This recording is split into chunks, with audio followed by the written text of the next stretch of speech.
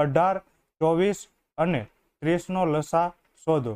તો મિત્રો કાલે મેં તમને લસાનો ફૂલ ફોર્મ કહેલું હતું। લસાનું ફૂલ ફોર્મ થાય છે લઘુત્તમ સામાન્ય અવયવી। અવયવી કોને કહેવાય અને અવયવ કોને કહેવાય આ કાલે આપણે વિગતવાર સમજેલા છીએ। તો તમે અત્યારે 101 માં વિશેષાંકનું સોલ્યુશન ન જોયું હોય તો અત્યારે જ જઈને ચેક કરો।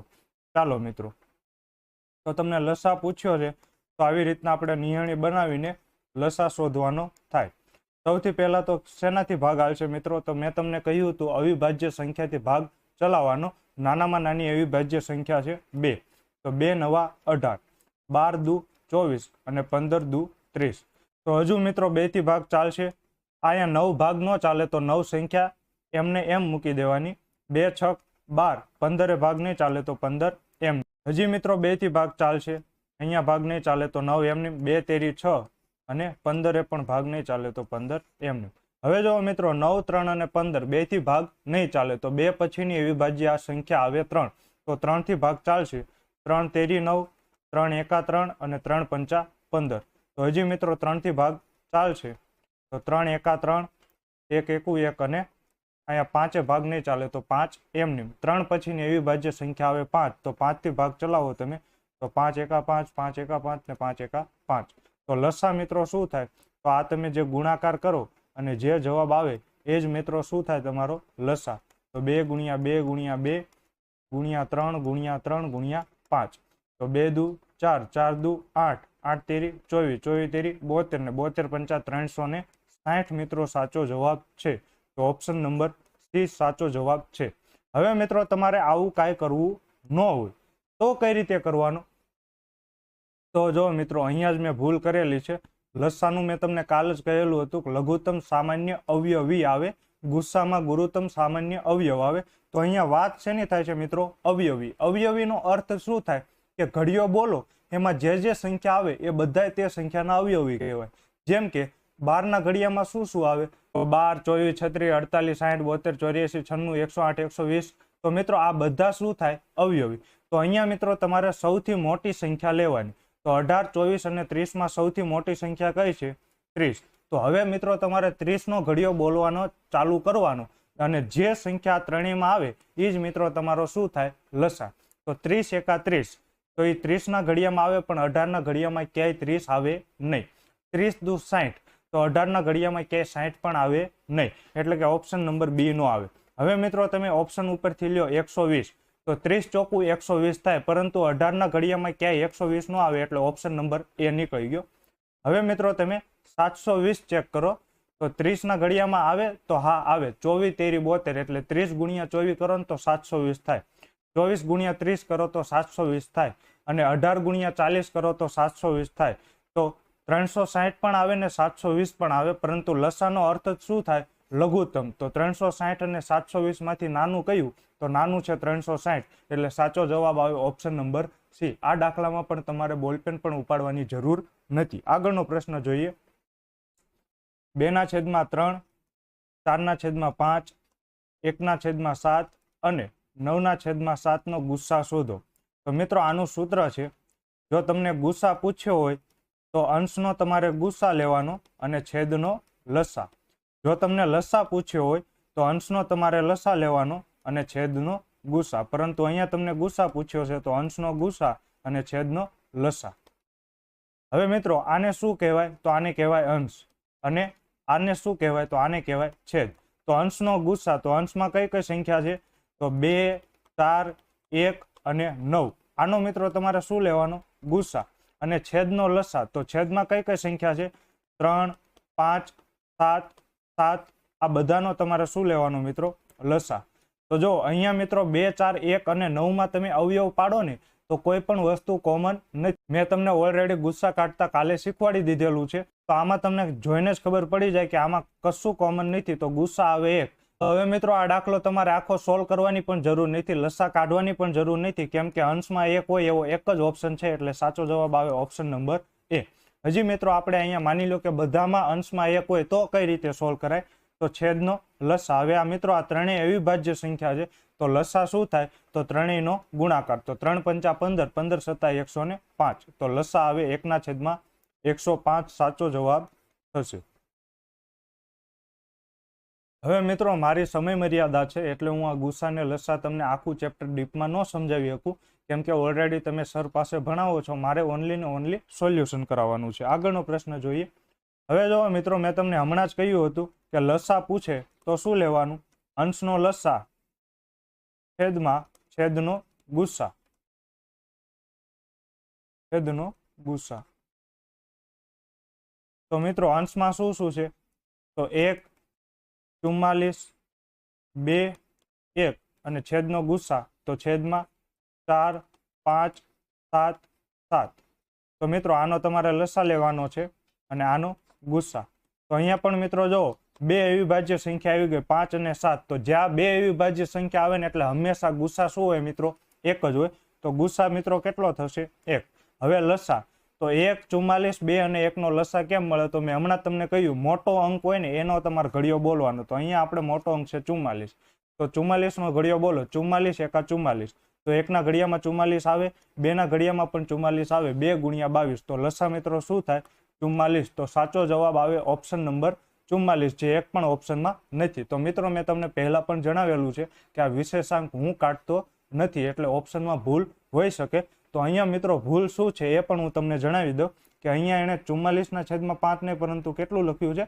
4/5. તો 4/5 લખો તો શું થાય મિત્રો?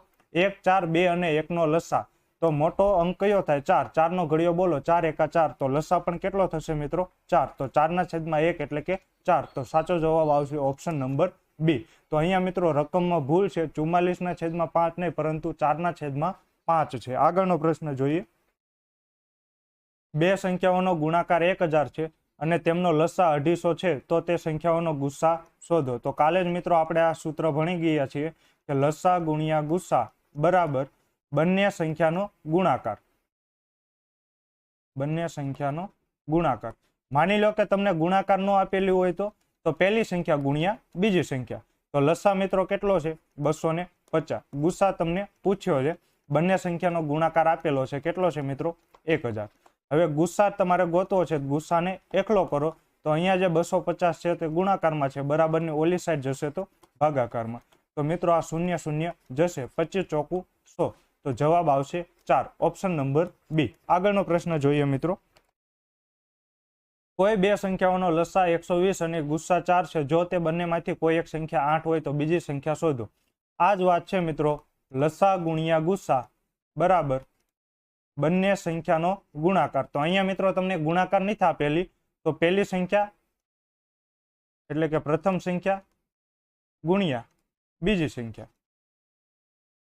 આ મિત્રો એ જ થયું ને, બંને સંખ્યાનો ગુણાકાર કરો, તમે બંને સંખ્યા લખી નાખો. તો લસા મિત્રો કેટલો છે? 120. ગુસ્સા કેટલો આપેલો છે? 4. કોઈ સંખ્યા 8 હોય તો માની લો પ્રથમ સંખ્યા 8 છે, તો આપણને બીજી સંખ્યા મળી જશે. હાલો મિત્રો, તો બીજી સંખ્યા તમારે ગોતવી છે. તો આ બીજી સંખ્યાને તમે એકલી પાડો. તો 120 ગુણ્યા 4. હવે મિત્રો આ 8 છે તે અહીંયા ગુણાકારમાં છે, બરાબરની આ સાઈડ જાય તો ભાગાકારમાં. તો 4 દુ 8, 2 6 12 ને પાછળ 0 એમ. તો જવાબ આવશે મિત્રો 60, ઓપ્શન નંબર ડી. હવે માની લો કે મિત્રો તમને આ સૂત્ર યાદ નથી, તો આ દાખલો કેમ કરવો? તો અહીંયા મિત્રો જો તમને કહ્યું છે ગુસ્સા કેટલો છે? 4 અને એક સંખ્યા કઈ છે? 8. તો હંમેશા મિત્રો જે સંખ્યા હશે ને તે હંમેશા કેવી હશે? ગુસ્સાના ગુણાંકમાં જ હશે. ગુસ્સાના ગુણાંકમાં. તો અહીંયા મિત્રો જો તો ગુસ્સા કેટલો છે? 4 છે. તો જે પણ સંખ્યા હશે ને એ 4 ના ગુણાંકમાં જ હશે. જો અહીંયા મિત્રો જો 8 છે એ 4 ના ગુણાંકમાં આવે તો 4 દુ 8. હવે મિત્રો તમે ઓપ્શન જોઈને મને કહો કે 30 છે એ કોઈ દી 4 ના ઘડિયામાં આવે તો ન આવે. 4 સત્તા 28 ને 4 અઠા 32, એટલે કે ઓપ્શન નંબર એ નો આવે. હવે 90 છે એ ક્યારેય 4 ના ઘડિયામાં આવે તો ક્યારેય ન આવે, એટલે કે ઓપ્શન નંબર બી પણ ન આવે. 20 છે એ પણ 4 ના ઘડિયામાં આવે અને 60 છે એ પણ 4 ના ઘડિયામાં આવે. તો હવે તમને એક સંખ્યા ખબર છે 8. માની લો કે હું ધારી લઉં છું કે ઓપ્શન નંબર સી સાચો છે. તો 8 અને 20 નો મિત્રો લસા કેમ થાય? તો હમણાં જ મેં તમને શીખવાડ્યું લસા કેમ મળે? મોટી સંખ્યાનો ઘડિયો બોલવાનો. તો 20 એકા 20. 8 ના ઘડિયામાં ક્યાંય 20 ન આવે. તો 20 દુ 40. તો 8 ના ઘડિયામાં 40 આવે તો હા આવે. 8 પંચા 40. તો આ બંનેનો લસા કેટલો થાય? 40. પરંતુ રકમમાં તમને લસા કેટલો આપેલો છે? 120, એટલે કે ઓપ્શન નંબર સી પણ ન આવે. તો જવાબ આવે ડી. તો મિત્રો ક્યાંય પણ સૂત્ર યાદ રાખવાની જરૂર નથી, તમે સામાન્ય બુદ્ધિથી પણ આ દાખલા સોલ્વ કરી શકો છો. આગળનો પ્રશ્ન જોઈએ. જો મિત્રો આ કાલે મેં તમને 3 રીતથી સમજાવેલા છે, તો આજે હું તમને ફરીથી 2 હાથ જોડીને વિનંતી કરું છું કે તમે 101મો વિશેષાંકના પ્રશ્નનું સોલ્યુશન ન જોયું હોય તો અત્યારે જ મિત્રો જોયા હો, કેમ કે એમાં મેં તમને 2 રીત કરાવેલી છે. તો આજે હું ડાયરેક્ટ શોર્ટકટથી જ કરાવીશ અને આજે પણ હું તમને 2 રીતથી કરાવીશ. તો 2 કલાક અને 40 મિનિટ. તો સૌથી પહેલા મિત્રો આપણે બીજી રીતથી જોઈએ છીએ. બીજી રીતથી જવાબ શું આવે છે? તો કલાક કાંટો મિત્રો કેટલું પરિભ્રમણ કરે? તો 2 કલાક પરિભ્રમણ કરે. તો 2 કલાક એટલે 2 ગુણ્યા 60, 120 મિનિટ પ્લસ 40 મિનિટ બીજી ફરે છે, એટલે કે ટોટલ કેટલી ફરે છે? 160 મિનિટ. જ્યારે મિનિટ કાંટો મિત્રો કેટલું ફરે છે? તો મિનિટ કાંટો ફરે છે 40 મિનિટ. હવે કાલે મેં તમને સમજાવેલું હતું કે કલાક કાંટો છે તે 1 મિનિટમાં અડધો ડિગ્રી ફરે, તો 160 મિનિટ ફરે તો કેટલું રોટેશન કરે? 80 અંશ. અને મિનિટ કાંટો છે એ 1 મિનિટમાં 6 ડિગ્રી, તો 40 મિનિટમાં કેટલું ડિગ્રી ફરે? 240 ડિગ્રી. આ બંનેનો તમે મિત્રો તફાવત લઈ લ્યો, તો 240 માંથી મિત્રો 80 જશે તો જવાબ આવે 160. તો સાચો જવાબ છે ઓપ્શન નંબર ડી. પરંતુ મેં તમને કહ્યું હતું કે તમારે આ રીત કરવાની જરૂર નથી. તો મિત્રો હવે આપણે ત્રીજી રીતથી કરીએ છીએ. હવે જો મિત્રો કાલ તો હું આકૃતિ પણ દોરતો હતો, આજે હું આકૃતિ પણ નહીં દોરું, એમની હું તમને સમજાવીશ. જો મિત્રો 2 કલાક અને 40 મિનિટ, તો 40 મિનિટ થાય ત્યારે મિત્રો મિનિટ કાંટો કયા અંક ઉપર હોય? તો ઘડિયાળમાં તમે જોવો ને તો 8 ઉપર મિનિટ કાંટો આવે ને તો ત્યારે એને કેટલું કહેવાય મિત્રો? 40 મિનિટ કહેવાય. તો અહીંયા મિત્રો 40 ની જગ્યાએ તમે શું લખી નાખશો? 8.